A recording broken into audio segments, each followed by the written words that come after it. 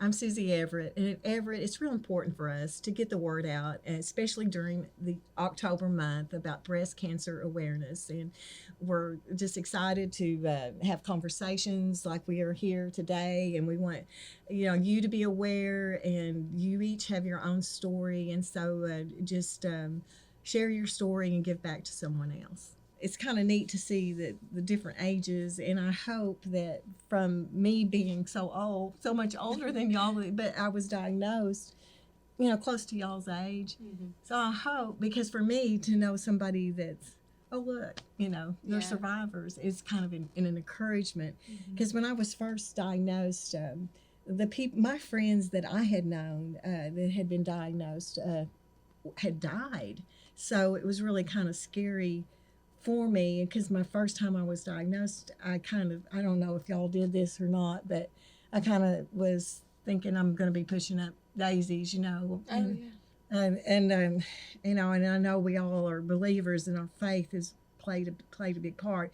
And I really came to the conclusion that I was just so thankful that Jesus died for me, because I had that peace that I was going to get to go to heaven. That was my worst case scenario. I kind of just narrowed it down to, okay, it's not going to be so bad. But of course, it wasn't that bad, because I had the early detection was a big deal for me, and I detected, through the self exams, and so it was like a stage 1, and it was a good prognosis. But at the time, it really scared me. And of course, the second time around, I was just mad at my body. Yeah. Anyway. I think for me, it was helpful to talk to people like you, too. You took me out to coffee and kind of talked me through some of that stuff that I didn't understand at the time. I think, and until you have to go through it, you can't even wrap your head around any of it. And even so, you still don't wrap your head around it. But I think for you to kind of talk me through some of that was really helpful, but also just having other friends going through at the same time. You Casey and I were like right before super me. close, like during that time. It was so nice to have, like, we were kind of the opposite schedule of each other. She started with chemo, so she was able to kind of talk me through that part of it, and I had my mastectomy and reconstruction, all that before chemo, so I was able to tell her the things. So that was really helpful too. So I think having a community of people going through the same things or that have been through it before you are really, really, really helpful. And it kind of gives meaning to what you're going through. For me, it does, to give meaning, to be able to turn around and try, you really can help somebody, because you really have walked it. And it makes you feel like you had a purpose in what you've been through. 100%. I mean, I didn't have anyone in my family that had ever, I was the first cancer diagnosis in my family, and then I didn't have any friends who had ever.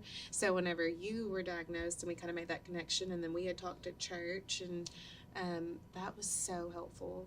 I don't know what I would have done. But even like the little things, like I remember like you had given me that little kit with all the little tricks and tips, and I passed it on to somebody recently, and I was like, I don't know if this is even helpful, but I just feel like I need to tell you these things because they were helpful to me. And they were like, oh my gosh, thank you so much. It's just stuff you don't even know until you've gone through it. So and you can read on the internet all day long and get depressed, or you can talk to somebody who's got a positive outlook and has come through it on the other side, and you feel just like it's nice to talk to those. Sometimes you need to hear the positive, because sometimes out on the internet it's all the negative and the worst case.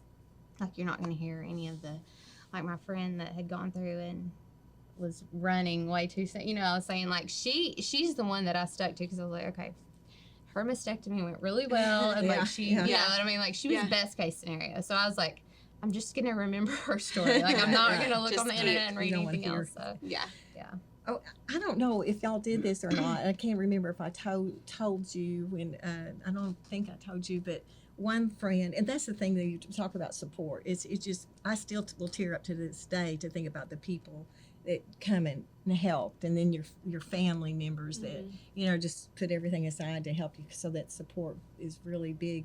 But she told me with each chemo treatment, I would, after we were done, Dwight and I would go out in the backyard, and I didn't make it the rock to the river, but we'd throw it toward the and throw a rock.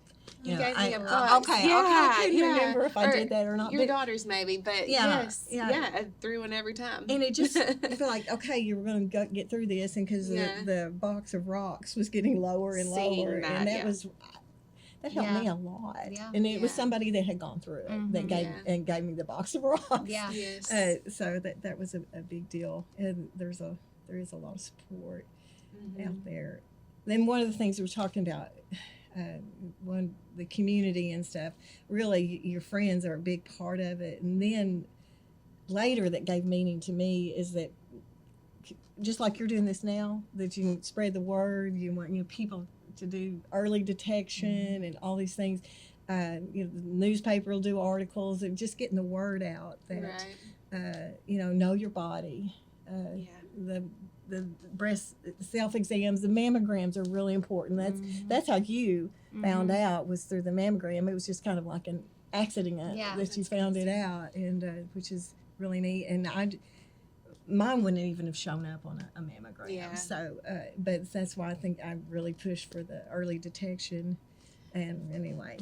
Yeah, I was 30, so I wasn't doing mammograms. Honestly, I wasn't doing self-breast exams, and so had I not been nursing the 7-month-old, I don't think I would have found it in time. But I really tried to tell girls my age, you've got to know your body, and you need to do it once a month, because insurance isn't probably going to cover it until you're 40. And so at 30 years old, that wasn't something that I was even doing.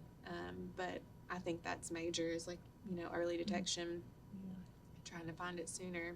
And if something scares you, just go get it checked out. The good news is it isn't anything. Yes, absolutely.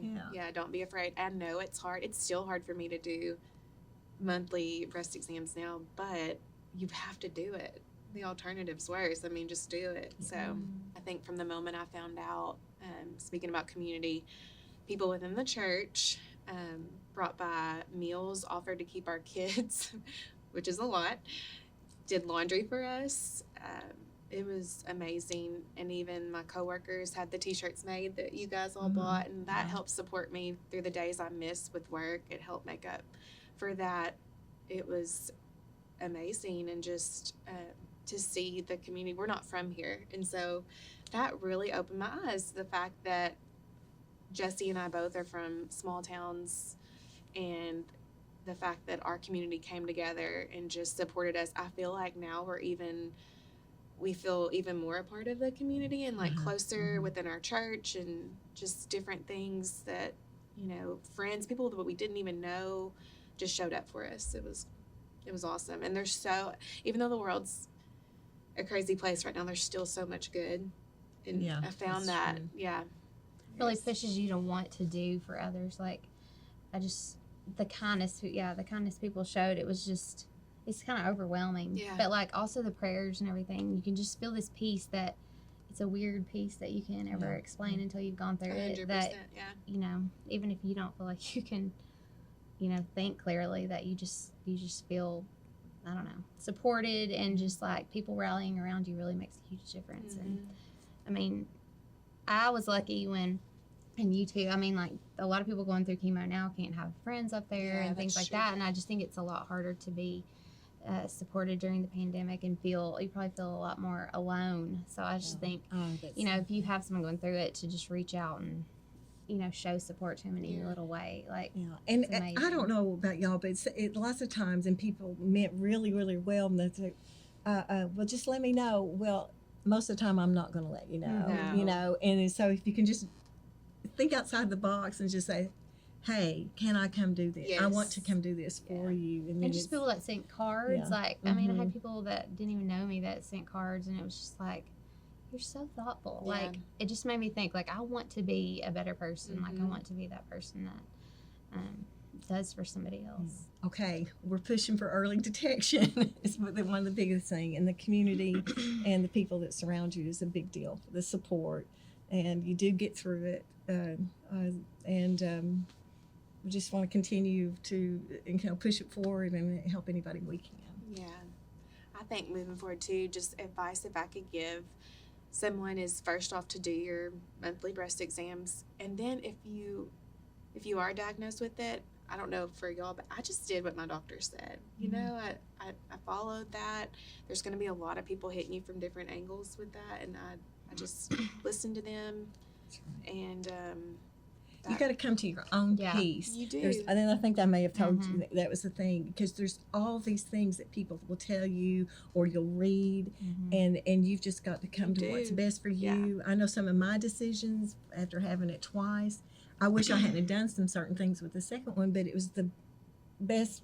I gathered the knowledge, made the best decision I could, and had peace about it. And you just got to go forward from there. Yeah. And because when people ask me, I thought, well, here's what happened to me, but you need to come to your own Yes. peace. Yeah. And everybody's body's so different. Yeah. Everybody Everybody's reacts story's different. differently to things. Their cancer's in a different place. It's not my Absolutely. story's not going to be somebody else's story. My diagnosis is not, and Yes. there's so many different That's right. types of breast cancer. You Yeah. know, we have completely different That's right. We do. ones, and so it wasn't going to be, the same story. Right. And so even when people ask me, I can tell you what I did, but I can't tell you what you should do, because it's Yeah. not necessarily going to be the same. And I think with every doctor, you're going to have good stories and bad stories. So, you talk to them people who, for me, it was I talked to medical professionals who had seen people's work, and I just kind of went with who I right. felt was the best for me. So My name is Casey Clark. I was diagnosed with stage 3 triple negative breast cancer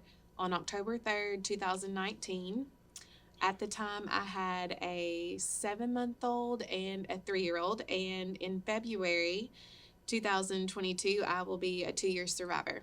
I'm Susie Everett, and I was first diagnosed, and it was stage 1 in 1997. And then 4 years later, with breast self-exam again, I found cancer again, and then did everything possible for treatment with the I'd had radiation the first time and lumpectomy. The second time I went with the chemo and the double mastectomy because I didn't want to worry about this again. And now I am, I guess I'm a 20-year survivor. I'm Dale Carroza, and I was diagnosed with invasive ductal carcinoma on September 11th, 2019, right after my 40th birthday. And I have had reconstruction and double mastectomy, and 2 years survivor.